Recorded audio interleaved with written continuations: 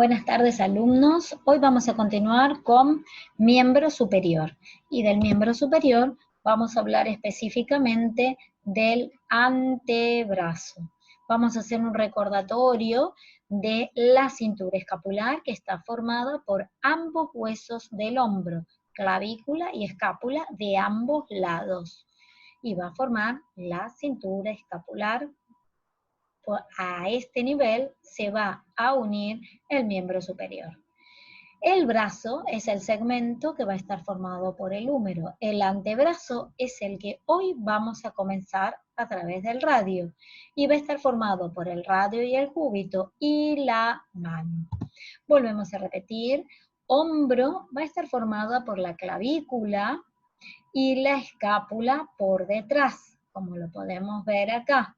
El brazo va a estar formado por el húmero, el antebrazo por el radio y el cúbito, y está unido a la mano por la articulación de la muñeca, y finalmente la mano, que va a estar formado por el carpo, metacarpo y falange. Bien, el antebrazo se halla limitado en su parte superior por el brazo y el codo, y en su parte inferior se halla limitado por la muñeca, que es la articulación que lo limita con la mano. De esta forma, el antebrazo va a estar formado por dos huesos largos, uno externo, que es el radio, y otro interno, que es el cúbito. Bien, hoy vamos a hablar del radio. El radio es un hueso par no simétrico situado en la parte externa del cúbito y en la parte externa del antebrazo, como nosotros lo podemos ver en esta imagen. El radio va a estar formado por un cuerpo o diáfisis y dos extremidades, extremidad superior y extremidad inferior. El cuerpo estará formado por tres caras, anterior, posterior y externa. Anterior, posterior y externa. Y tres bordes, un borde anterior, un borde posterior y un borde interno. El borde interno es el más importante porque es allí donde se va a formar y se va a insertar el ligamento interóseo, que se va a articular con el borde externo del cúbito y va a impedir que estos huesos se separen. Son los huesos del antebrazo. La extremidad superior, con su cavidad glenoidea, en la parte más superior de la cabeza del radio, la cabeza del radio con su segmento cilíndrico que se va a articular con la cavidad sigmoidea menor del cúbito, el cuello y la tuberosidad bicipital. Y finalmente la extremidad inferior con sus tres caras. Bien, entonces vamos a volver a repetir. Extremidad superior formada por la cabeza del radio. En la parte superior la cavidad glenoidea. Sosteniendo la cabeza del radio, el cuello. Y en la cabeza del radio encontramos un segmento cilíndrico que se va a articular con la cavidad sigmoidea del cúbito. En la parte más inferior y anterior vamos a encontrar la tuberosidad bicipital, como vemos acá.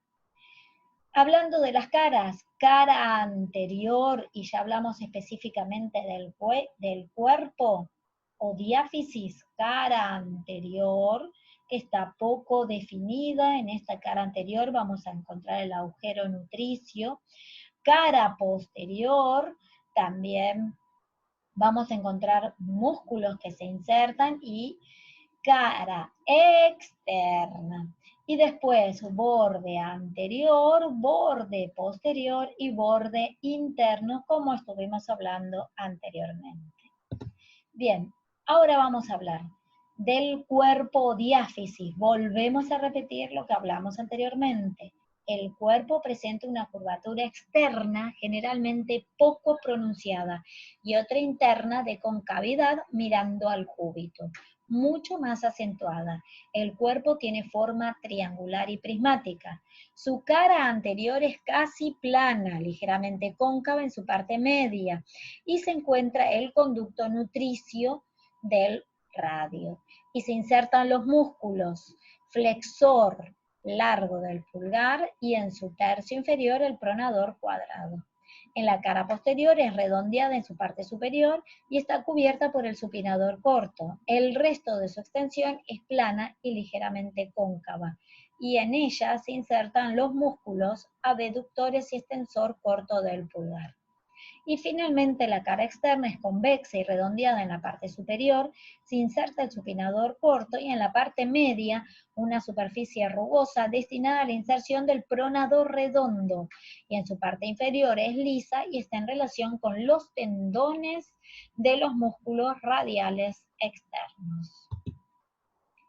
Bien, bordes. Borde anterior va a partir de la tuberosidad bicipital y va a formar una cresta saliente. Luego se suaviza y está en relación con el agujero nutricio, confundiéndose luego con la cara externa del hueso.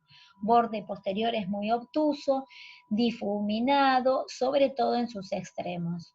Y el borde interior es el más importante, es delgado y cortante, es casi cóncavo como el cuerpo del hueso y presenta inserción del ligamento interóseo, que ya lo habíamos hablado. En su parte inferior se bifurca limitando con la parte correspondiente a la articulación que se va a formar radiocubital inferior y a la cavidad sigmoidea del radio. Bien. Acá es donde vemos perfectamente el radio, la cabeza, el segmento cilíndrico, la cavidad glenoidea del cuello y el ligamento interóseo. Ahora vamos a su extremidad inferior. Presenta 6 caras, como les dije anteriormente. Una cara superior que se confunde con la diáfisis. Una cara inferior que se articula con el carpo, para lo cual va a encontrarse una línea anteroposterior, es decir, de adelante hacia atrás, que va a dividir a esta cara carpiana en dos, una parte externa para el escafoide y una parte interna para el semilunar. Y después vamos a encontrar la apófisis estiloides, con una característica fundamental, que desciende mucho más que la apófisis estiloides del cúbito. Obviamente la apófisis estiloides está en contacto con la piel. Y por otro lado, en la base se va a insertar el tendón del supinador largo y en su vértice de la apófisis estiloides el ligamento lateral externo de la articulación de la muñeca. Bien. En la cara anterior está en relación con el pronador cuadrado. Su cara posterior se observa 2 canales, uno de los tendones del extensor propio del índice y del extensor común de los dedos, y uno correspondiente al canal del músculo extensor largo del pulgar.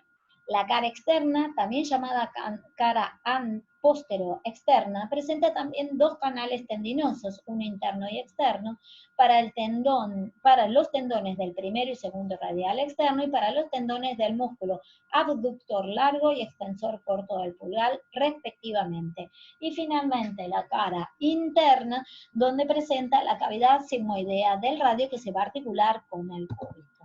Es acá donde vemos las 4 caras. Cara superior se continúa con el hueso, cara inferior o carpiana, en la cara inferior, acuérdense que encontramos la apófisis estiloides. Recuerden que la apófisis estiloides desciende más, la del radio respecto al cúbito.